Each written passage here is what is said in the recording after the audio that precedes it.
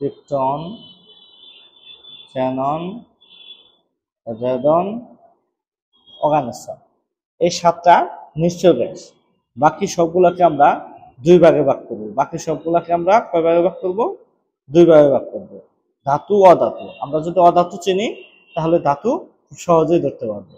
মনে রাখবা যে অধাতু সবার শেষে দন্তান্ন উচ্চারণ হবে। কি উচ্চারণ হবে?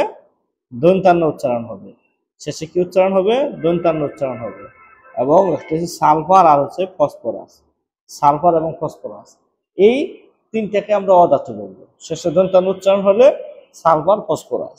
যেমন hydrogen, carbon, nitrogen, oxygen, chlorine সবার শেষে কি আছে? দন্তান্ন আছে। এদের সবার শেষে দন্তান্ন আছে। এই জন্য এদেরকে বলা হয় অধাতু। আমরা চিনবো এদেরকে অধাতু। আর সালফার, ফসফরাস এগুলো অধাতু। এইগুলা বাদে যত আছে সবগুলোকে আমরা ধাতু বলবো। এইগুলা বাদে যেগুলো উচ্চারণ হবে সেগুলো আমরা ধাতু বলবো। যেমন জিঙ্ক, এদের শেষে কি নাই? দন্তান্ন নাই। জিঙ্কের শেষে দন্তান্ন নাই, তাহলে জিঙ্ক হচ্ছে একটা ধাতু। কপার, সিও, শেষে কি নাই? দন্তান্ন নাই, তাহলে এটাকে বলবো আমরা ধাতু। লোহা, এফি, এখানে দন্তান্ন নাই, সালফারও না, ফসফরাসও না, তার মানে এগুলোকে ধাতু। তার মানে দন্তান্ন, সালফার, ফসফরাস এদের কিছু অধাতু। বাকি সকলগুলোকে আমরা ধাতু হিসেবে চিহ্নিত করব।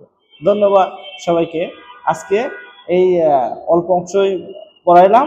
সবার যদি ভালো লাগে তাহলে এটা ইউটিউব চ্যানেল সাবস্ক্রাইব করবেন, ফেসবুক আইডিটি ফলো দিয়ে রাখবেন। ধন্যবাদ। এরকম অনেক গুরুত্বপূর্ণ ক্লাস আমরা সামনে নিয়ে আসতেছি।